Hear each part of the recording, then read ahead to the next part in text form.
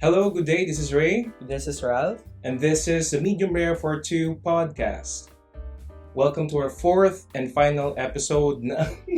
Fourth and final episode. Wait, ano siya? Final episode ng Pride Month series namin. For this year. For this year. Okay. Kasi baka ganito rin yung next year. Definitely. Kasi alam mo, mag-ibang topic tayo next year. Okay, bigyan lang natin ng outline yung listeners and viewers para hindi sila maligaw. Okay. Okay, so first segment namin ay What's on your feed. Here, basically, we're just gonna check kung ano yung lumalabas sa social media feeds namin. And the next segment is Rated R. There, we will be talking about current events and we will be rating each event. Ang 3 ratings sa pagpipilian namin ay random, remarkable, or rare. And for our third and final segment, we have yung main course, which is going to be about Assessment natin ng nakaraang QC Pride Festival. we were there. Yes.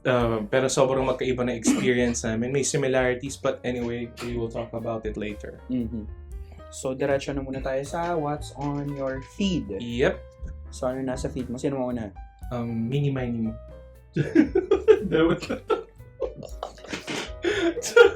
Charot lang. Okay. Naka. Kaya mo una, go. So, ang lumalabas sa X ko ngayon, June 24th, 2024 is the 3rd death anniversary of Benigno Aquino III or si Pinoy. So, Rest in peace. Ay, rest in peace. We miss you. We miss you, Pinoy. We really do. Ano? Oh. may residue lang kami ng tawa kanina before filming. Pero yeah, We really we really miss that kind of governance. yes, exactly. Na kahit, alam mo yun, kahit hindi ramdam ng iba, ang baba ng instances ng corruption na proven naman, ganyan. Tapos, yung sa West Philippine Sea, alam mo yun. Yep. Yung sa term niya, nagkaroon ng ruling na parang concrete na sa atin ang West Philippine Sea. So yeah, medyo nakakatawa kasi nga tumawa tayo kanina pero In all seriousness. we fucking miss that kind of governance Exactly. ngayon. Kasi parang after ni Noy Noy, wala na talagang matino. Yeah, Alam mo the yun. difference really is stark compared to Noy Noy versus what we've been having and what we had ever since Yes. Duterte came to power Correct. years ago. Tama. Ikaw ba? Okay, I'm gonna check my ex. As usual, puro katangahan na naman yung nakikita ko sa feed ko. So, merong thread ng wait, saglit lang. This is fun. Wait lang. The most iconic celebrity feuds on Twitter, a thread. So, meron dito, Lord versus Diplo. Kilala niyo naman siguro yung pareho. Ang sabi ni Diplo, get Taylor Swift a booty. To which Lord responded, minention niya si Diplo, should we do something about your tiny penis while we're at it? That's a fucking clapback, bitch. Totoo. Tapos, Yan kasi. ito yung medyo fun. Alala ko to eh. So, ang Instagram photo na screenshot is si Justin Bieber from years ago and his girlfriend. Hindi ko alam kung sino to. Ex-girlfriend, sorry. Sabi niya, oo. Hindi si Selena to. So, ang sabi niya, I'm gonna make my Instagram private if you guys don't stop the hate. This is getting out of hand. If you guys are really fans, you wouldn't be so mean to people that I like. Tapos, nag-reply si Selena Gomez, if you can't handle the hate, then stop posting pictures of your girlfriend. Lol. It should be special between you two only. Don't be mad at your fans. They love you. They were there for you before anyone. Okay, medyo may rational siya doon pero kind of bitter kasi di ba mag-ex. Totoo. Tapos ang sabi ni Justin Bieber, it's funny to see people that use me for attention and still try to point the finger this way. Sad, all love. And then, may follow-up pa si Justin. I'm not one for anyone receiving hate. Hope you all can be kind to my friends and each other. And yes, I love my believers. Yun yung tawag sa fans. Right? Tapos sabi ni Selena, Funny how the ones that cheated multiple times are pointing the finger at the ones that were forgiving and supportive. No wonder fans are mad, sad, all love. Ba't sila galit? Dahil bago na yung girlfriend dati? Well, I think so. Baka may So, residue pa ng bitterness okay. si ate mong girl. Totoo. Yeah. Okay. So, ayun yung item na nakita sa feed. Do you want to proceed to your next one? Ito yung Okay, last ko. Nag-post si Miss Deliciousness. Kilala mo siya? Kilala mo Hindi. siya? Siya ba yung Isa catering? siya dun, isa siya dun sa podcast na nakita mo. Isa siya doon. Okay. Nag-post siya sa Facebook. Sabi niya, wag muna kayo makipag-war sa China, please. Wala pa na ship akong order galing China. Nabayaran na biya to. Tapos sabi ni Alt A2Z Channel 11, ang bobo ng ganitong post, putang ina, buhay at seguridad ng kababayan nyo ang nakataya, ilugar nyo, kanal humor nyo. Tapos may nag-reply sabi, OA mo naman, huwag ka mag-SOCMED, hiwalay talaga dapat SOCMED ng mga matatanda. Sabi ni Alt A2Z, wala dapat SOCMED yung mga bobong katulad mo. Upon first read, mukha siyang parang nag-joke lang siya. Pero of course, hindi ko sure kung ano talagang intention niya. And wala akong background dito kay Miss Deliciousness. So I'm not sure kung ano bang klaseng humor ang meron siya. And kapag seryoso siya. Yeah. Tapos ito, may point tong si Alt A to Z. But parang yung use ng terms ng bobo and other stuff is kind of overdoing it. You're doing too much, girl. Okay. Parang ganun. Parang medyo naging intellectual elitist yung dating sa akin. And that's not good. Anyway, ikaw. Yung mga ganito naman for me ay depende sa mood ng nag-post. So, minsan kasi parang ang lenient natin sa mga humorous posts. Pero may moments talaga na parang wala tayo sa mood for that. And feeling ko valid naman yun. Okay, gets. So yeah, knowing them both, like, I know Miss Deliciousness, yung kind of humor and comedy na binibenta niya online, so to speak. Yeah, feeling ko kababawan to. Hindi ko siya tatawaging kabobohan, pero nagigets ko yung hugot din ni Alt A2Z na girl, nasa kasagsagan tayo ng giyera ngayon. Wag muna mga ganyan. So yeah, feeling ko yung hugot kasi ni Alt A2Z dito. Alam niya kasi din yung kind of humor ni Miss Deliciousness. So yeah, for me, it's a matter of depende sa mood mo, ganyan. Yeah.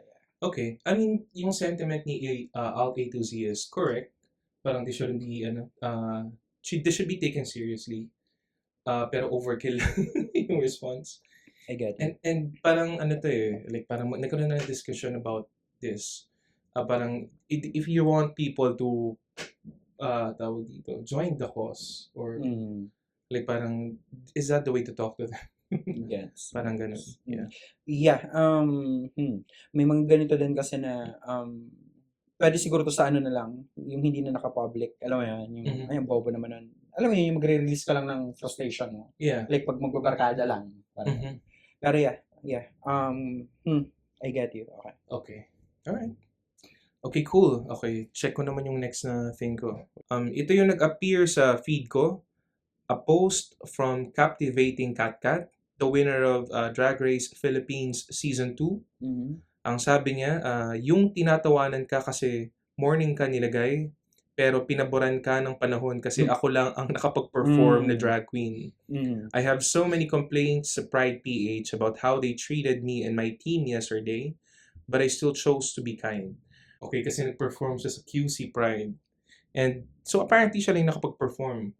Kasi na-cancel yung parang concert ng gabi, right? Which we will be discussing later on. Yes. Okay, so for later na yun. Poor Cat. Yeah, more on that later na yung tungkol sa Pride event para sa ating main course, yun yung i-discuss natin mamaya. So yeah, dumiretso tayo sa Rated R. Yes. So for our first item, Sara Duterte quits Bongbong Marcos's cabinet. Nag-resign na si Vice President Sara Duterte bilang Department of Education Secretary, Vice Chairperson ng NTF-ELCAC, at syempre, miyembro ng gabinete ni Bongbong Marcos. Thoughts? Yung yung NTFL kakis, yung red tagging Yes. office, right? Okay. Well, first, I don't think may loss sa part ng Department of Education. Totoo. Agreed. So, mas maganda na merong pumalit sa kanya na mas equipped. Let's just say that. Totoo. And sana yung NTFL-CAC ay Mawala ma-abolish na. Totoo. Yun na yung thoughts ko dun kasi I personally don't really care about these two. Correct. Parang okay. Yeah. Ang gulo nyo dyan. Tapos. Yeah, kumbaga parang totoo ba to? Like parang is this just a charade, a diversion to show yung facade ng oops, we are opponents, but actually kasi may mga ganung klaseng theories, right? But if there's really infighting, I love seeing them implode.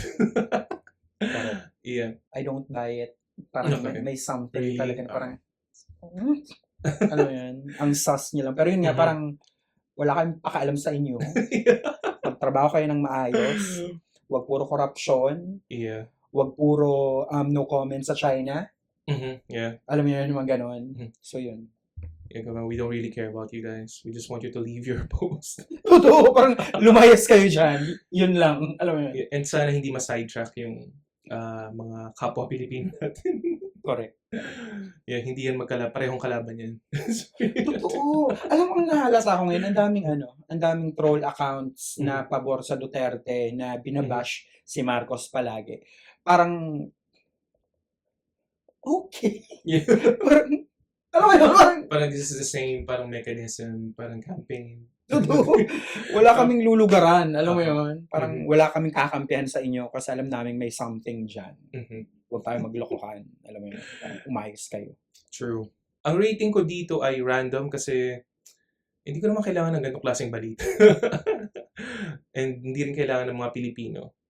If this is really just a diversion tactic or a charade. So, it's random for me. Yeah, ako parang hindi na random kung ano mo yung parang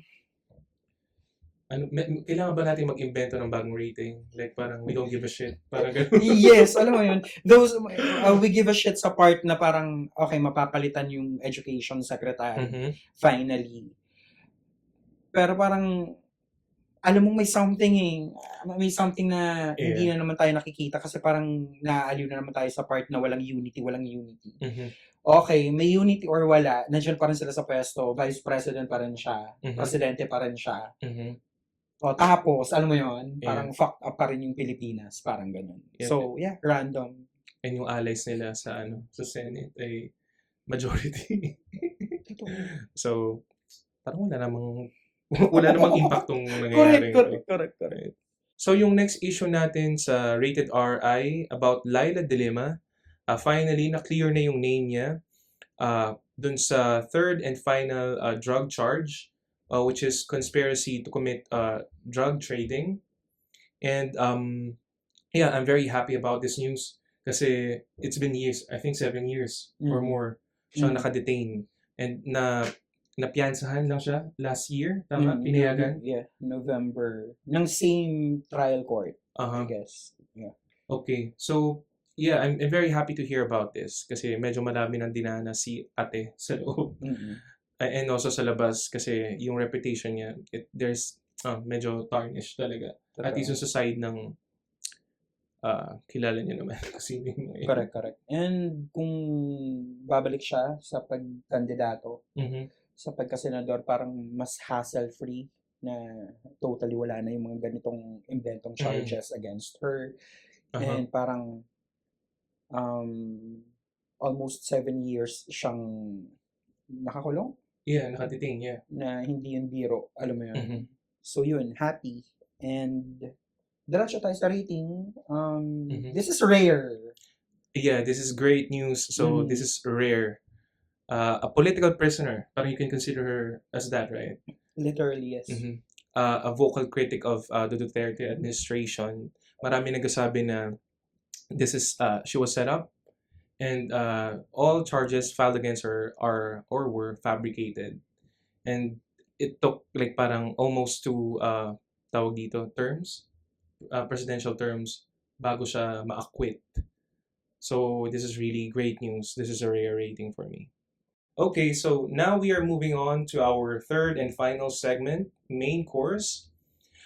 Here, pag-uusapan namin ni Ralph ang experiences namin sa QC Pride March and Festival. Okay. Mhm. Yeah, so dinaos siya nung June 22nd. It was a Saturday, a rainy Saturday. Mhm. And parang expected naman na maulan kapag Pride Mhm. dito sa Pilipinas yung mismong event day, right? But medyo comparably worse yung experience ko compared to the first few times that I attended the march. Mhm. Ayun, so I was siguro i-check yung photos ko dito kasi they will tell the story of my Pride. Mhm. My Pride experience, Pride March experience. So, kasalanan ko naman na late ako nagising. Mhm. Kasi galing ako sa company event, tapos natapos siya mga madaling araw na. So, umalis ako ng bahay siguro mga around 4:30 or 4 p.m. Tapos, nag-arrive ako dun sa QC Circle, siguro mga bandang alas 6 na. So, look at this photo. So, yun, maulan na, tapos may maraming taong hindi nakapasok kasi may nagbalita din sa amin from a friend na sinarado yung gate. Mhm. So, kasi puno na. Ang reaction ko dun parang, bakit niyo isasara yung gate? Mhm. Nandito tayo sa area na tabi ng main road, na traffic, tas umuulan. Mhm. Tapos, mako-concentrate yung tao dun sa area. So, medyo, siya, recipe for disaster. Mhm. Pero anyway, so okay, fine. Nag-try kami ng mga kaibigan ko na maghanap ng, ng entrance kasi gusto talaga namin pumasok. So, yan, naglalakad kami. I was with my friends. And then, wala talaga. So, biglang boom, bagsak yung buhos ng ulan. Sobrang Mhm. lakas. So, nag-take shelter kami sa isang building. May nakabukas na gate dun sa may naabutan kami bukas na gate. Hindi Okay. ko alam kung saan papunta yun. I didn't bother Asking. asking kasi Okay. okay, pasok sa loob, mag-CR, magpatuyo ng konti. Tapos, ayun, tas nawala pa yung dalawa namin kasama habang naglalakad kami kasi Mhm. ang daming tao, Mhm. ang dilim na. So, Mhm. ayun. Tapos, syempre, nasasayangan kami sa oras and feeling namin na wala na rin namang kaming mapapala. Mhm. So, ang ginawa na lang namin, lumabas na kami ng circle. Mhm. Tapos, nag-try kaming maghanap ng kakainan. Mhm. Pero after 20 minutes of walking, wala kaming napala. Tapos, buti na lang, merong dumaan. May nag-stop na tricycle driver sa isang kalye sa, I think sa UP, to banda. Mhm. Tapos nagtatapon sila ng basura ng anak niya. And then, kinontrata namin sila na, Sir, baka pwede nyo kaming ihatid dun sa, tawag dito, kung saan siya pinakamalayong pwede pumunta. Tapos Mhm. from there, mag-grab na lang kami or maglalakad or sasakay ng public transport. Ayun. Tapos, yeah, by the way, sobrang basang-basa na kami dito. Walang part ng katawan namin ang tuyo. Tapos, ayun, sobrang basa, sobrang miserable Correct, correct. ang paglalakad. And then, ayun, so, kita mo naman dyan, yan, nasa loob kami ng tricycle. Tapos yan, nagpababa na lang kami sa pop-up, sa Katipunan. Tapos parang, I think that's only, like, siguro mga 10 to 15 minutes away from our house in Cubao. Tapos yun, kumain, tapos umalis na, umuwi. Tapos, so there. So, tapos biglang, nung nandito na kami, kasi di ba nawala yung dalawang kaibigan namin. Mhm. Tapos, ang malala pala nito, yung phones nila and wallet, nasa amin kasi kami lang yung may dala ng waterproof na bag. Alam kasi namin nauulan. Okay. Tapos, syempre nag-aalala kami kung paano na sila. Mhm. Anyway, so nandun na kami sa pop-up, naman, nakauwi na rin daw, umuwi na lang din sila. Thank goodness, walang masama nangyari. Mhm. Anyway, so yan, umuwi na kami. Tapos, that's my experience. Medyo disappointed ako na, Mhm. na hindi ako nakapasok. And, tawag dito, ang sabi nila, ano daw, sobrang daming tao, but marami sa mga yun ay dumalo lang ng QC Pride dahil sa mga iniidolo nila. Mhm. Beanie, na Mhm. pinakamalaking pangalan ngayon sa lineup, I think. Mhm. And I've heard parang stories and even sa social media from friends na medyo hindi maganda experience nila with some of the Beanie fans. Anyway, so that's my story. Ikaw, anong nangyari sa'yo? Yeah. June 21st pa lang ng gabi, pumunta na kami sa Airbnb. I was with Christopher, my partner, and Open Table MCC, our church. So, nag-book sila ng Airbnb para hindi kayo ma-hassle to going to the venue kinabukasan. So, Mhm. dumating kami ng gabi doon. And may booth din yung Open Table MCC. Kung hindi nyo alam kung anong Open Table MCC, na-discuss namin yon sa previous episode. Mhm. And yeah, masaya yung sa booth part, yung morning, yung kasagsagan ng morning na pa-start pa lang. Though may personal experience ako um, sa isang Bini fan na naghahanap kasi kami ng pwedeng ma-videohan for our video production, Mhm. na proud parent ng isang queer child Okay. na participant. Tapos may tinanong ako na kung proud parent ba siya. Tapos parang tinarayan ako, sabi, parang hindi, nandito ako for Bini. Tapos triggered ako kagad umagang-umaga pa lang. B. Yes. So, yeah. Alam mo yun, parang Kakapal ng mukha niyo. exactly. Tapos, yun, hanap ng ibang subject for the video production hanggang nakita ko si Ice Segura. Okay. So, nandun si Ice. Meron pala silang ginagawang docu. So, Mhm. naglakas loob kami. Yun, na-videohan namin siya, nakuhaan namin siya ng interview. And then, yeah, tuloy-tuloy na yun.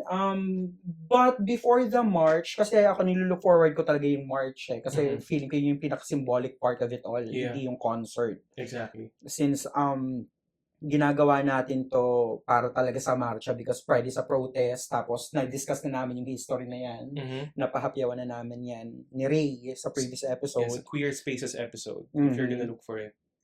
True. Naloka ako kasi may isa akong friend, nagpaalam ako sa kanya kung pwedeng i-podcast. Tapos sabi niya, kaya kita nilapitan kasi gusto kong isabay niyo to sa podcast ninyo. He's Austin, Mhm. Taiwanese Filipino siya. Last year, nasa Open Table MCC group din siya sa amin, pero siya yung bantay sa booth. Mhm. Hindi siya nakapaglibot. Okay. This year kasi iba yung committee niya, tapos may chance siya makapaglibot sa area. Okay. Tapos naglibot siya, may isang volunteer ng tinitingala nating organisasyon na hindi ko na lang papangalanan, na nang bully sa kanya, tinatawag siyang spy. So, may connection to sa issue ni Alice Go. What the hell? So, nagsumbong sa akin. Tapos, syempre, yung lola mo triggered agad. Kasi iniisip ko na nga yung Bini fans na, Hindi pa ako makamove on dun sa... alam mo yun, yung iniisip na nga akong mga nakikipagsiksikan dito na hindi naman talaga dito dapat nandito kasi hindi naman nila alam kung ano yung pinaglalaban natin. And literally, nagtitake sila ng space. Yeah. Tapos sabi ni Austin, yun nga, binuli siya, ang racist ng remark na spy siya, ganyan-ganyan. Mhm. So, nung una pinalipas ko pa, tapos naulit siya for the second time. Kumakain na kami, kinausap ako ulit ni Austin, tapos sabi niya, Ralph, naulit na naman this time, narinig nung Mhm. friend namin isa na kasama niya.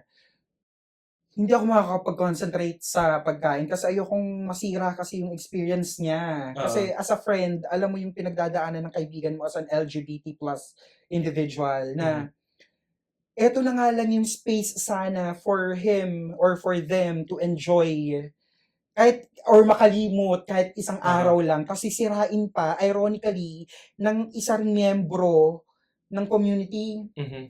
Sabi ko, Austin, hindi tayo makakapag-concentrate sa pagkain dito. Halika, sinugod ko siya, girl.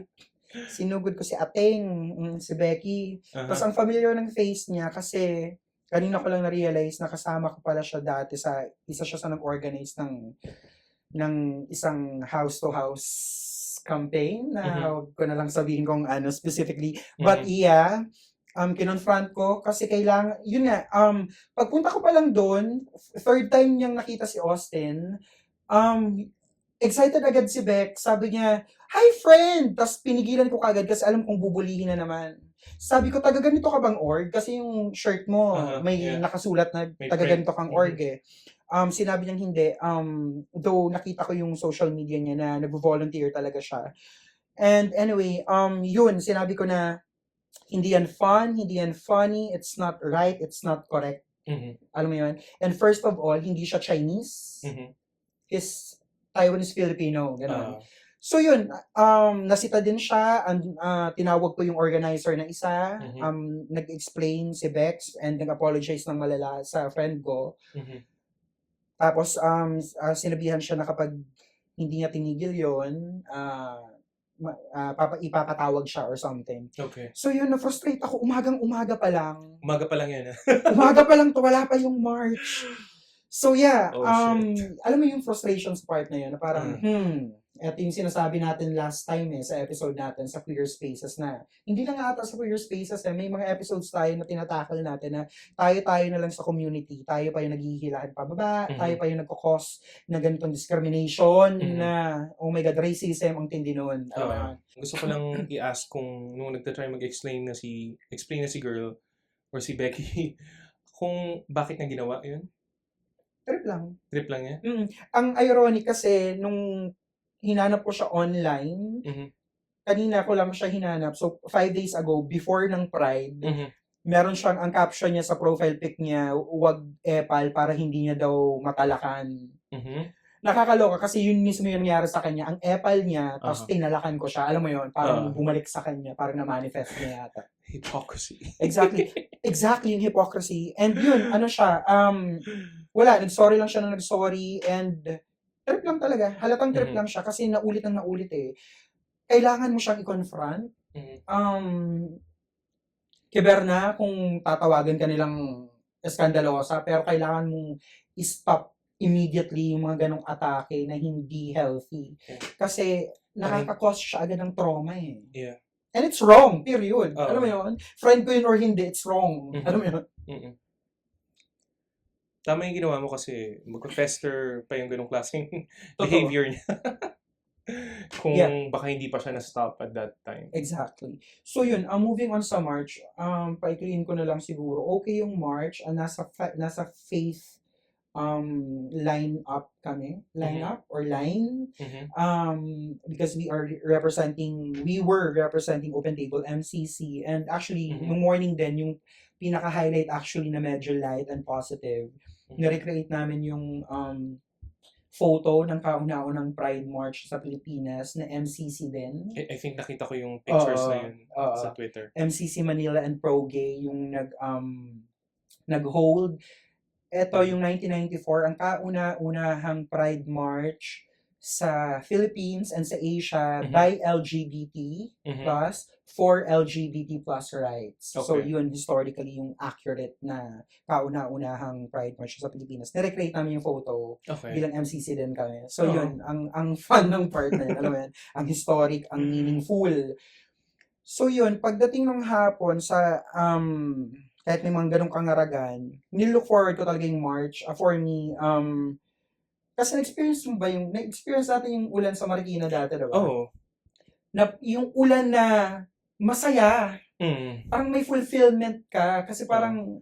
feeling ko trapped ako dun sa yung sa QC circle. May ganong feels. Unlike sa Marikina, sige, ulanin ka, masira yung damit mo, yung swelas ko, matanggal sa ilalim.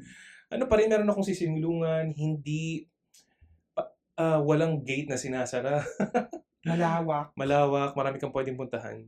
Okay sana yung March, okay siya. Until pabalik na sa loob ng QC Pride. So nag-start kami ng March, lumabas kami, pumunta kami sa Quezon City Hall. Iwala yun, diba? Doon kami nag-form ng lines, tapos nagmarcha na kami, pabalik sa Quezon City Circle, doon nagka-problema, doon na bumuhos yung ulan. Naloka ako kasi ang tagal, tapos ang tagal makapasok sa loob pabalik, nagsisikuhan yung mga tao, and a lot of them were Beanie fans. Doon ako na-frustrate kasi, alam mo yung pagod na nga kami sa March, na carry lang naman kasi ang significant nung part na yon ng day. Tapos sisikuhin ka pa, yung iba talaga pinandidilatan ko, tapos may part, nung malapit na kami sa entrance, naloko ako kasi yung ibang security personnel, parang, alam mo yun, parang Mhm. parang sumuko na Mhm. walang tamang entrance lang dapat dito, exit lang dapat dito. Alam mo yun, tulad nung last year, if I'm not mistaken, ganun sa Makati, Mhm. yung Metro Manila Pride, yung nag-organize, ang ganda ng ginawa nila na parang, hindi ko sure kung may wristband ba or something, may ribbon, whatever. Pero at least, alam ng mga, kapag lalabas ka, alam ng security na, ay, pwede kang papasukin Mhm.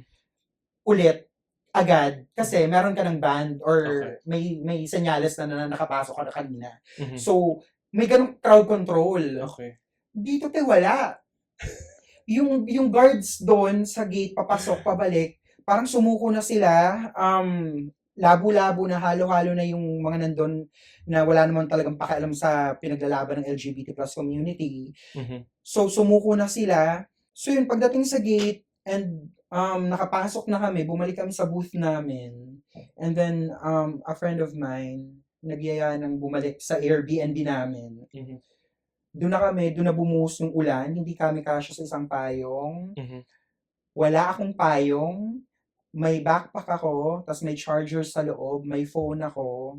Mhm. Tapos may mga tao na sa barikada ba tawag doon? Sorry, gate? Or ano tawag doon? Pader. Pader, Sa mga pader na sila tumatalon palabas kasi hindi sila makahanap ng tamang exit. Okay. Buti yung friend ko ang galing mag-navigate. Mhm. Naglakad kami ng bongga, tapos nahanap namin yung exit, tapos nag-decide kami, sige, itutuloy na natin, maglakad na tayo ng Airbnb kasi wala kang masasakyang jeep and Mhm. apparently, mahihirapan kang mag-book ng Grab or ng angkas. Mhm. So yun, basang-basa ako pabalik ng Airbnb. Ilang minutes kayong naglakad approximately? Yung lakad ay 17 minutes. Inurasan ko talaga siya kasi galit na galit talaga ako na parang, ang frustrating na kanina may payong ako. Asan yung payong ko, yung mga ganun. Tapos, bakit ang daming Beanie fans? Bakit, alam mo, okay lang sana, pero bakit, alam mo yun, parang base sa experience ko kaninang umaga kasi alam ko na hindi sila nandun for Pride. Parang, hello guys, at the end of the day, Pride is a protest. Mhm. Mamaya, hihimayin natin yung part na yon na Pride being a protest, no? Pero yun yung experience ko. And, finally, nung nasa Airbnb na kami, hinahanap ko yung happy sa Happy Pride. Mhm. Hindi ko siya mahanap. Alam mo yon Yeah.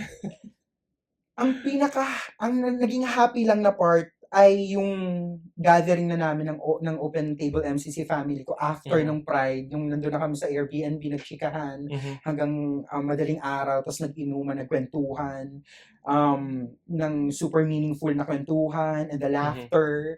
Tapos nung umuwi kami ni Christopher ng super madaling araw, sinabi ko sa kanya na, alam mo yung Happy Pride na nangyari, etong MCC gathering natin, After, yeah, same. ang ridiculous niya na ikaw nag-butterfly ka din, diba? Doon na lang ako naging happy. Diba? Wala sa mismong March. Sa March meron. Yeah, sa March meron eh. And it was very meaningful talaga.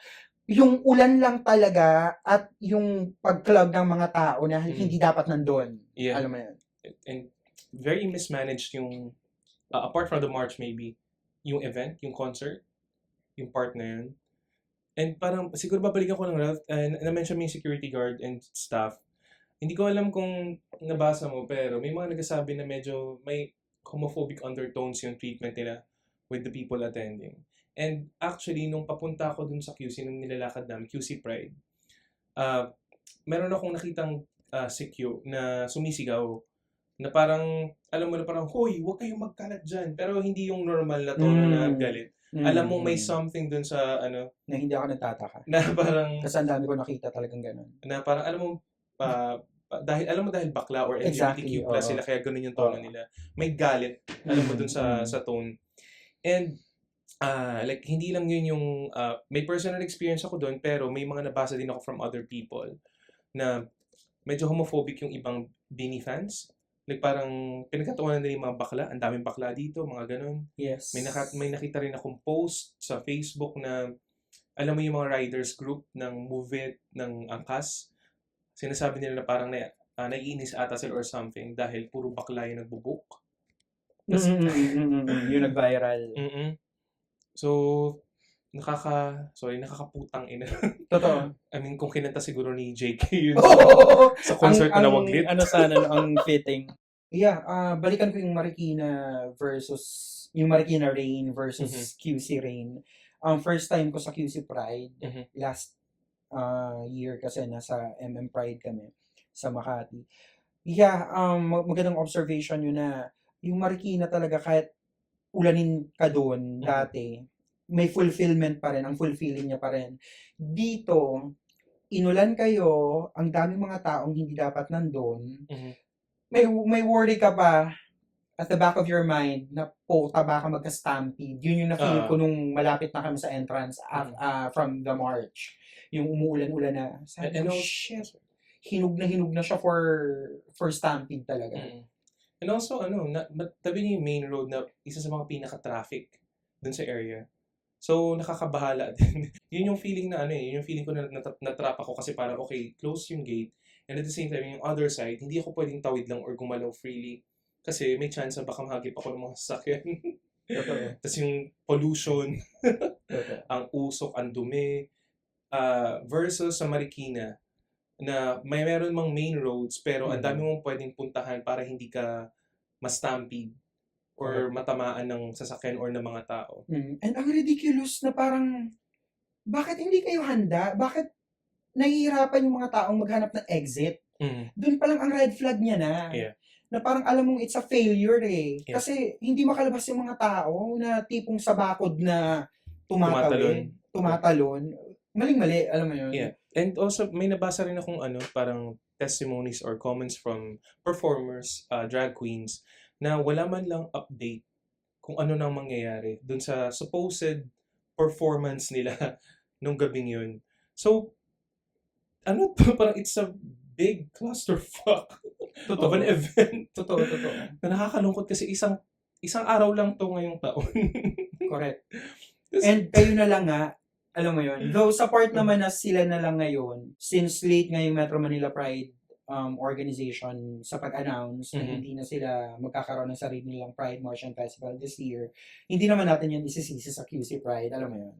Pero yun, siguro, baka yun yung kaya mong ma-justify kung bakit ganun yung nangyari sa security, sa crowd control, kasi biglaan nga din na sila na lang, alam mo yun.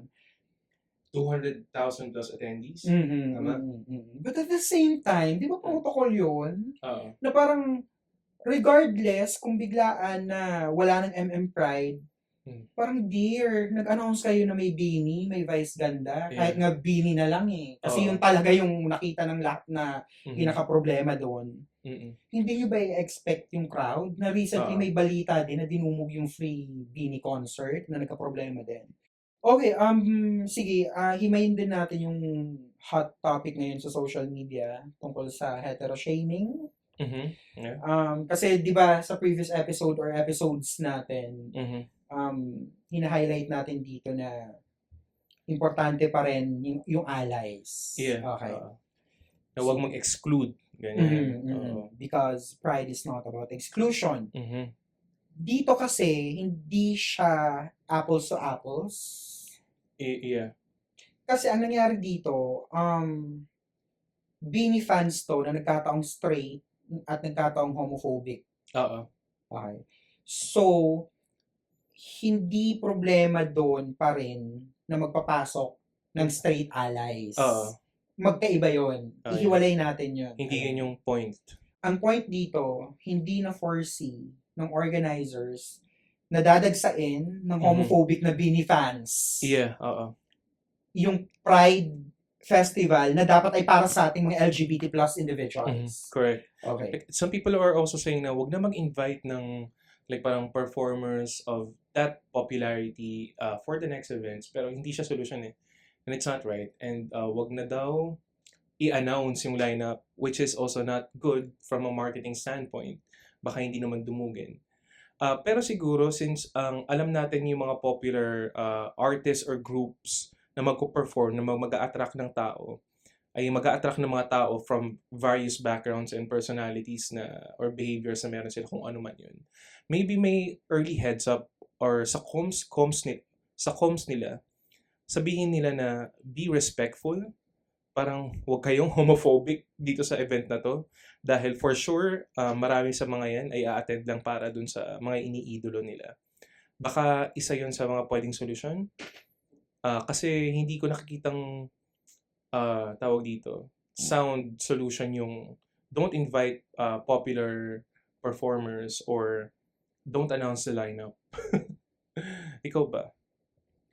Ako maganda yung solusyon na ginawa sa Makati last year Mhm. na may palatandaan kung sino na yung mga nakapasok. Because it's a very good solution, though not the best solution, to control the crowd. Mhm. Kasi at least bilang nyo na eh. Bilang nyo na yung mga nakapasok at dapat makabalik dun at i-prioritize na makabalik. Mhm. Yung tungkol naman dun sa big names na iniimbitahan to perform, Mhm. technically, theoretically, walang masama doon. Yeah. Walang masama doon. Unfortunately, walang one size fits all na solution for that. Mhm. Okay? Pwede natin sabihin na wag i-announce. Mhm. Pwede natin sabihin i-announce a day prior to the event. Yeah. Pero may kailangan ka rin kasing consider yung napag-usapan nga natin yung sinabi mo na Mhm. importante pa rin yung number. Yeah, Huwag tayo maglokohan. Importante turnout. yung turnout ng mga dadalo. Mhm. Ang problema naman doon, kahit maganda siya, pag drone shot, Mhm. ilan lang ba talaga dyan yung LGBT individuals na deserve yung magandang araw na yon for them? Yeah. Alam mo yun? So, it's a matter talaga of balance. Hindi mo Yeah. siya makakapa ng maayos or basta-basta mo na lang sabihin na, ay, wag na to, eto na lang, ganyan-ganyan. No. Feeling ko mag-start kayo sa security, Mhm. mag-start kayo sa planning na kinoconsider nyo, ilan ba talaga yung a-attend kapag eto yung mga pangalan na dadalo? Alam mo yun? Tapos, kapag okay na yung security nyo, ayusin nyo yung entrance and exit. Yeah. Yun lang naman yun eh. Parang, ayusin nyo saan kayo papasok? Sino ba yung mga kailangan makapasok? Again, babalik ako dun sa Makati Mhm. na may ganun silang sistema ng palatandaan para sa mga nakapasok na, May which is indicator. very good Yeah. indicator. Mhm. Yung mga ganun ba? Pero at the end of the day, pa rin, wala talaga siyang one size fits all na solution for me. Pero kulang na kulang pa rin sa planning. Mhm. Kasi very mismanaged yung event, in my opinion. Mhm. So, I think may mga basic problems na dapat na foresee. Like, why are you gonna close the gates? Saan pupunta yung mga tao? Tsaka yung ano na lang, speaking of basic, Mhm.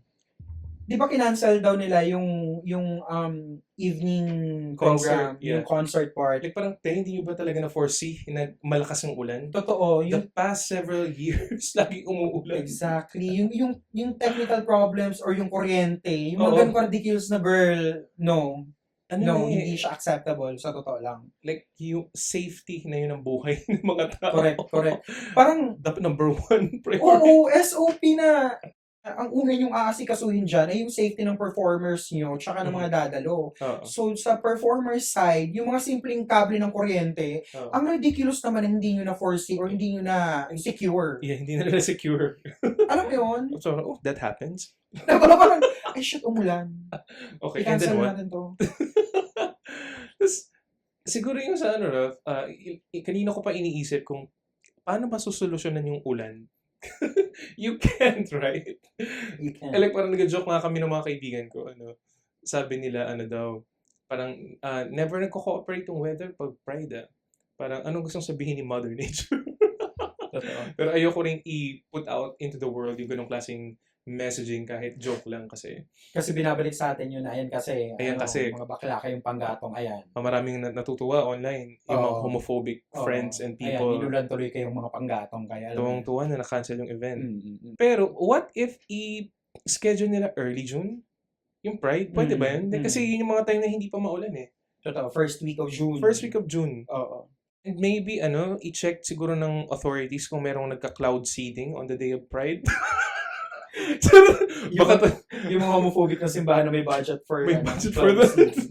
Pero yun nga, alam mo yun, parang, huwag na tayong maglokohan. Every June, minuulan tayo. Late June at least. Oo. So, magandang solusyon yun na kung hindi change of venue na may na indoor totally for 200,000 participants.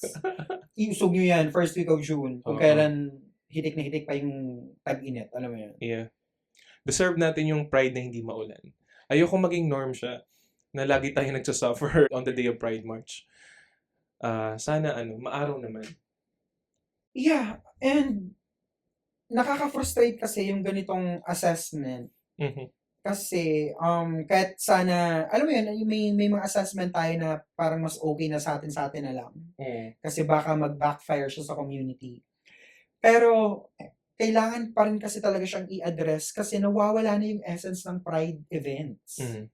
Pupunta ka doon, para ma-feel mo yung community, para maging happy. That's valid. Alam mo yun? Mhm. Pero at the end of the day, ba't natin to ginagawa lahat? Mhm. Alam mo yun? Kaya nga nung sinabi nila, yung unang perception ko, nung sinabi nila na tanggalin na yung big names na yan, may naalala ko dati na parang isang Pride event na wala nang talagang malalaking pangalan. Oo. Ang pinakamalaking pangalan na isa Risa Ontiveros. And mas naging meaningful yung event. Oo. May mga kilalang performers na hindi naman A-listers. Mhm. Pero, alam mo yun, parang nade-distract ka sa ganung fact na, okay, carry sila dyan, hindi sila beaming, or Mhm. hindi sila vice ganda. Mas nagkakaroon ka tuloy ng focus sa mga kasamahan mo, Okay. That's sa a good point. crowd, alam mo yun. Mhm. Tapos, like, yung sa Marikina dati, parang isa siyang malaking ground na, Oo. na doon kayo lahat, na parang, Mhm. shit, eto pala yung community ko. Oo. Alam mo yun, parang hindi lang siya LGBT, period. Yeah. Alam mo yun. Ramdam na ramdam ko talagang love sa Marikina. Dito, parang wala at all. Stress dito. Like, Misery. It's a horror movie. correct. Ang chaotic niya. Inumpisan kasi yung araw ko ng homophobic na ali na yun. Mhm. Na parang, ay hindi, nandito ako for Beanie. Nandito kami for Beanie. Parang, okay. Ang hindi. Pero para sa amin dapat yung event na to. Parang, girl, nandito ka for Beanie, pero yung Beanie nandito for us. Yeah. The LGBT community. Please lang kay Ali at saka sa mga taong may ganong klaseng mindset, manahimik kayo. I-assess niyo yung mga sarili niyo. Like, kasi mga putang ina niyo. Hindi yun. Nag-shot ka sa akin naman na parang parang ang sarap. Yun na nga, yung magmura. Nakakagigil. Yeah, hindi ko ibiblip yan kasi valid yan, ganyang frustration. Kasi Yeah. hindi siya tama. Mhm. Pride is not for you Beanie fans na straight na homophobic. Mhm. Pride is for us LGBT people. Yeah. Ang dami pa nagpo-post sa TikTok na na-cancel yung concert ng Beanie, inulan, ganyan, nag-effort kami. But no thought goes to LGBTQ plus individuals not having that night of celebration sa day na pinaka-celebration ng Pride Month. So, it's really sad. Totoo.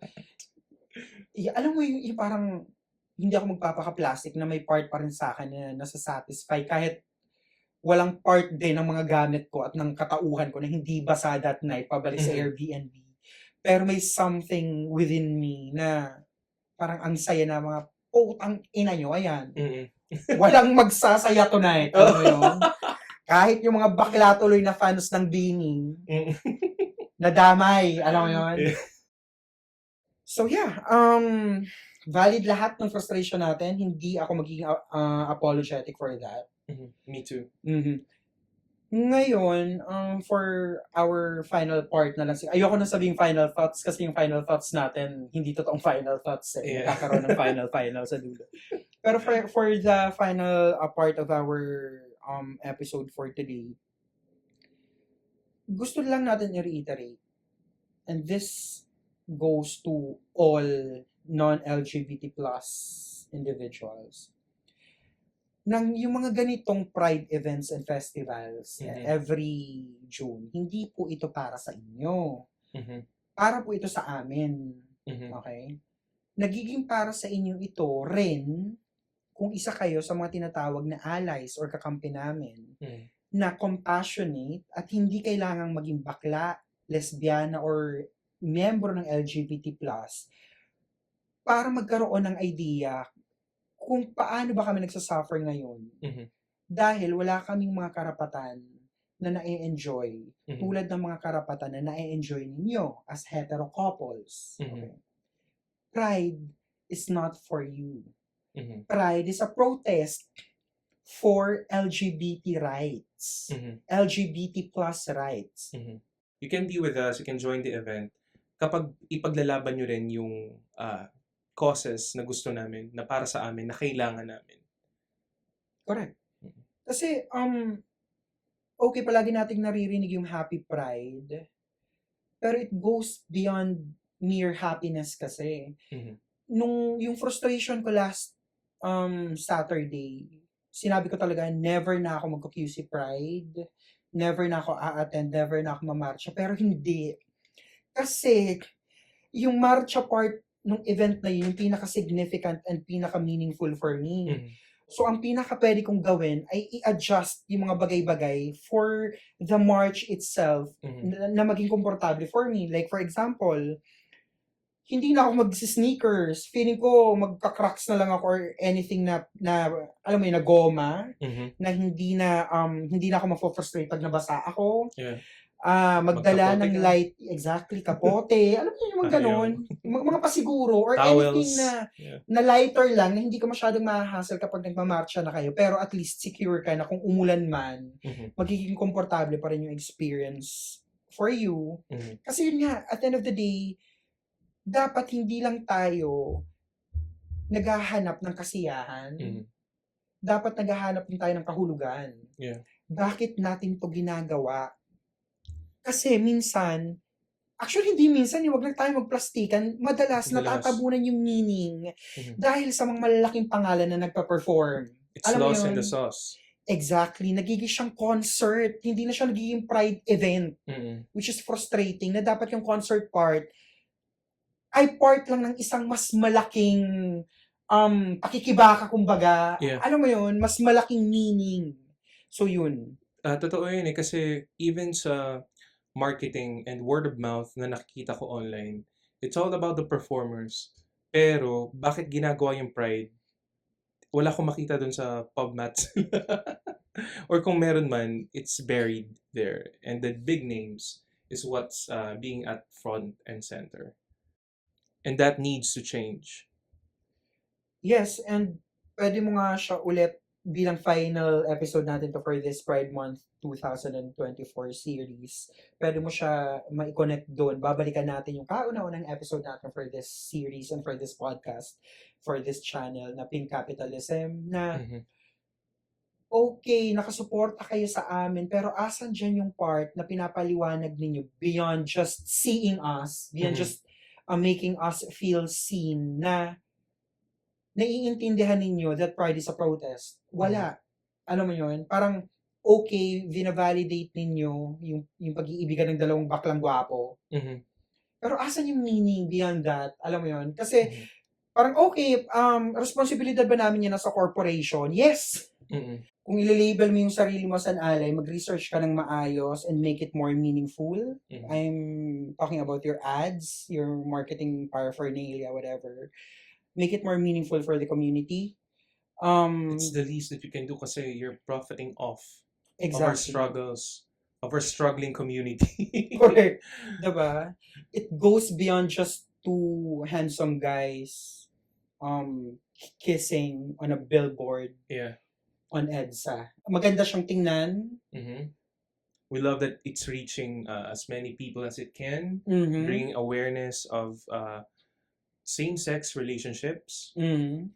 May mga natatrigger kayong homophobic, pero naiintindihan ba nila kung bakit nyo nilagay yun sa EDSA? Mhm.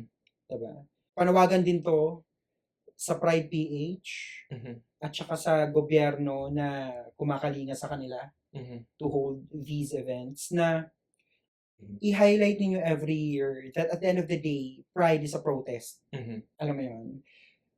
At ayusin nyo yung security nyo, ayusin nyo yung planning nyo. Yeah. Yeah, same lang din.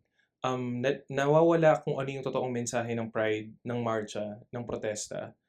Hindi ako makakita ng diskusyon kung ano ba yung kailangan ng LGBTQ plus individual sa atin. Wala yun sa mensaheng nakikita ko online and on TV. Ano yung mga batas na hindi pinapasa para protektahan yung community namin? Ano nang nangyayari sa SOGI Equality Bill? Ano nang nangyayari sa Anti-Discrimination Bill? even yun, yung pag-remind sa community and allies and yung tao dito sa Pilipinas, hindi niya na come across yung message. Parang I didn't see it. Parang nakaka-frustrate, nakaka-disappoint. And sana bumalik na yung Metro Manila Pride sa pag-organize kasi para walang monopolyo, Yeah, kumbaga. walang dependency sa local government. Mhm.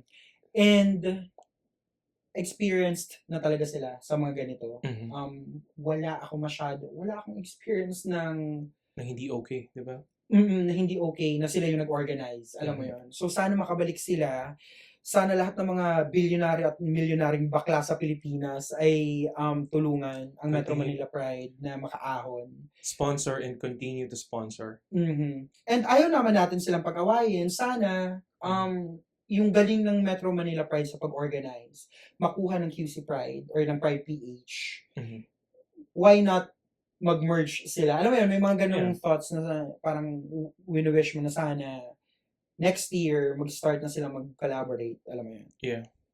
So there, Oh my God, ang dami nating ano. yeah, medyo Intense. halo-halong emosyon.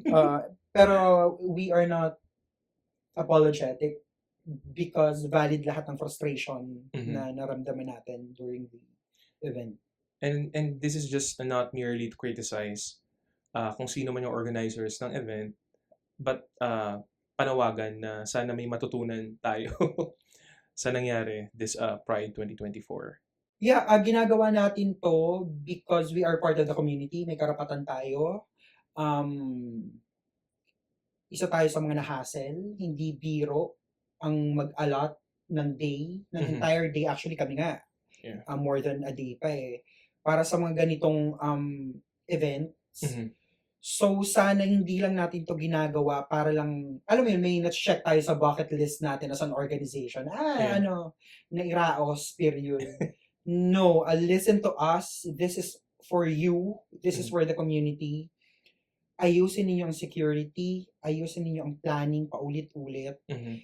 Ayusin ninyo ang crowd control ninyo. Kasi, ayaw nating madisgrasya. Alam mo yun, parang yung homophobia nga na ang bigat na nandyan na, paano pa kung may physical disgrasya Danger, na right. nangyari, alam mo yun. Okay, that ends our episode, Ralph, our Pride Month series. Totoo. Hindi man siya nag-end sa note where I want it to be, which is happy, uplifting, and meaningful. This is the reality for all of us, LGBTQ+ individuals. And nire-remind lang tayo nito na marami pang laban na kailangang ilaban. Totoo. Marami pang marach ang kailangang ilakad.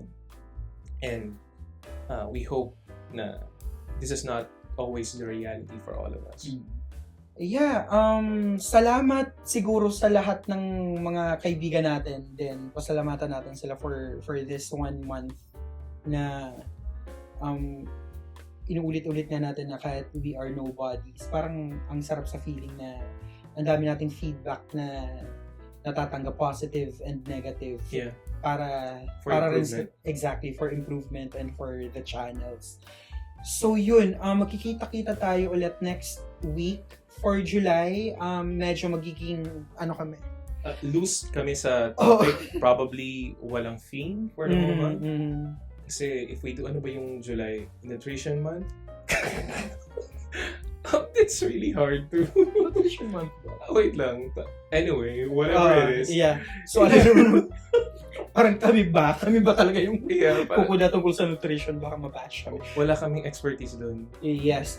Though, meron na tayong episode 1 for July. Our episode 5 sa season na to. Yeah. Do we say kung ano? Yeah. We will be talking about Taylor Swift. At ang kanyang business model na controversial. So, abangan ninyo yan. I hope maging fun for everyone yung episode. Yeah. And we will see you again next week. Yeah, kahit frustrating yung naging experiences natin sa nakalipas na Pride Festival sa QC, Maraming salamat pa rin sa Pride PH at sa QC Government, especially kay Mayor Joy Mhm. Belmonte na patuloy pa rin na nakikibaka with us. Yes, thank you pa rin sa QC government and kay Mayor Joy. I still love you so much. Ang dami pa rin rooms for improvement pero kasama nyo kami, wow, Mhm. sa pagbibigay ng makabuluhang feedback para palaging maayos yung experiences ng mga tao True. sa Pride Festivals. Okay, so magpapaalam na kami. I am Ray, I am Ralph. and this is the Medium Rare for Two podcast. Bye. Bye-bye. Okay, cheers, Ralph. Cheers.